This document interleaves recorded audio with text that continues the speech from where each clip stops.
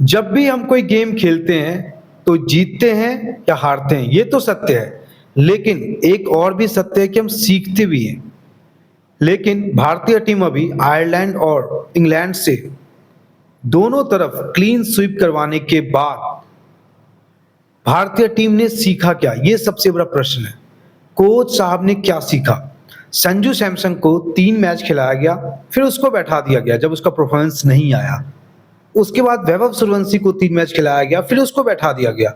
फिर संजू सैमसन को दोबारा आखिरी मैच में लाया गया।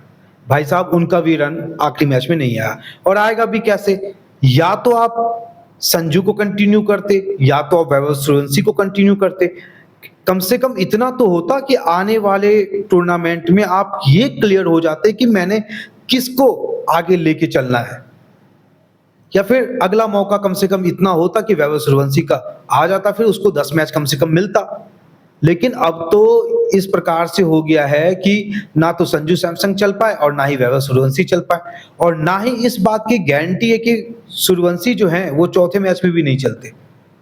क्या कोच साहब इस बात की गारंटी दे सकते हैं क्या वो चौथे मैच में भी नहीं चलता?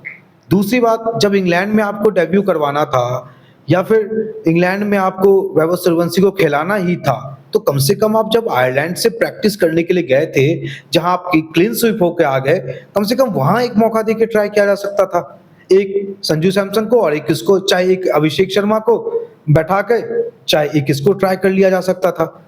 लेकिन ना ही आप देखें, अगर ना तो अभिषेक शर्मा से आप कुछ सीखे इस टूर्नामेंट में, क्योंकि वर्ल्ड कप के बाद से देखा जाए तो उनका भी बल्ला नहीं चल रहा है। ये 2 सीरीज में लगातार मात्र 250 आया है। उसके बाद चलो 50 नहीं भी आए कोई बड़ी बात नहीं है, उसके बाद उनका भी स्कोर नहीं आया है। 3, 5, 10, 12 ऐसे ही स्कोर उनका भी आया है। तो सबसे बड़ा प्रश्न है कि ना तो आप इस दोनों टूर्नामेंट से, ना तो वैभव सूर्यवंशी से कुछ आपने गेन करा, ना ही आप संजू सैमसन के फ्यूचर के बारे में सोच पा रहे हैं, ना ही आप, अगर बात किया जाए तो तीसरा जो मैंने बताया आपको, ना तो उसके बारे में आप कुछ फैसला ले पा रहे हैं। अभिषेक शर्मा तो चलिए कम से कम स्कोर भी कर रहे हैं, ठीक ठाक अच्छा स्कोर कर रहे हैं, उनको मौका मिलना भी चाहिए क्योंकि उन्होंने अच्छी अच्छी पारी भी खेली है। अगर हम ईशान किशन की बात करें तो ईशान किशन ने आयरलैंड में तो चलो बात ही क्या किया जाए भाई, रन आउट ही हो गए।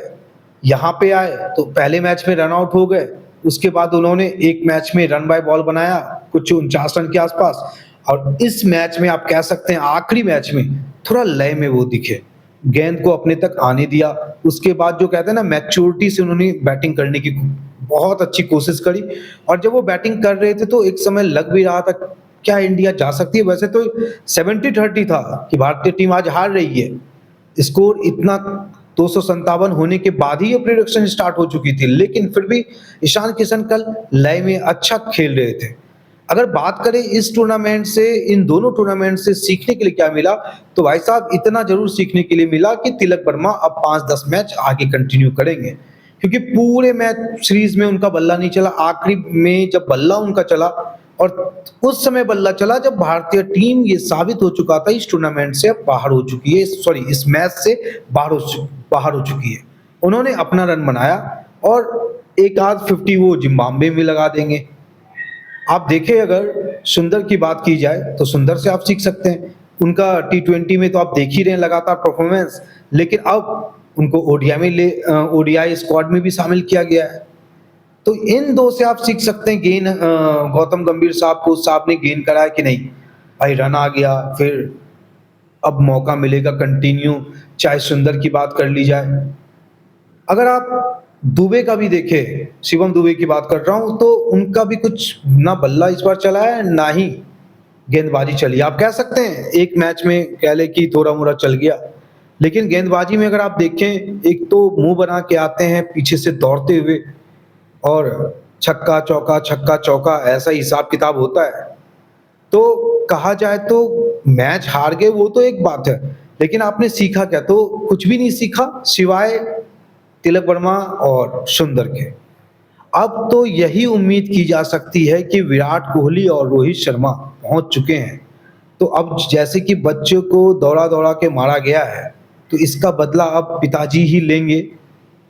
तो अब उम्मीद कर सकते हैं कि ओडीआई में हमें कम से कम इज्जत, जो कहते हैं ना कि जो पूरी उतर चुकी है, वो कम से कम थोड़ा भी वापस आने का, ये नहीं है कि चांस है, आएगा ये। आप देख लेना ओडीआई में भारतीय टीम बहुत अच्छे तरीके से जीतने वाली है, क्योंकि भाई वहां पे जो प्लेयर है ना वो आज से नहीं, काफी टाइम से टीम को जिता रहे हैं। तो अब तो गंभीर साहब का भी देखना होगा, वो कह देंगे कि चलो हम टी20 हार गए तो क्या, ओडीआई तो जीते, सामने वर्ल्ड कप आने वाला है, तो हम इस पे फोकस कर रहे हैं। क्योंकि उनको किसी सवाल में ये एडमिट नहीं करना है कि हाँ ये मेरी गलती है, बस ये फेंकना है कि हाँ हम तो तब भी जीते थे। प्रश्न अभी का पूछा जा रहा है, क्वेश्चन अभी के पूछे जा रहे हैं कि भाई आप अभी क्यों हार रहे हो, तो वो बता रहे नहीं 2 साल पहले जीते थे हम। तो आप क्या ही बात कर सकते हैं। तो उम्मीद किया जाए, चले वो अपने ऊपर ही ले ले, कोई बात नहीं, लेकिन भारतीय टीम कम से कम इंग्लैंड में जो ओडीआई आने वाली है उसमें बेहतरीन जीत दर्ज करे। दोस्तों आप क्या कहना चाहेंगे, कमेंट करके जरूर बताएं और चैनल को लाइक एंड सब्सक्राइब जरूर करें।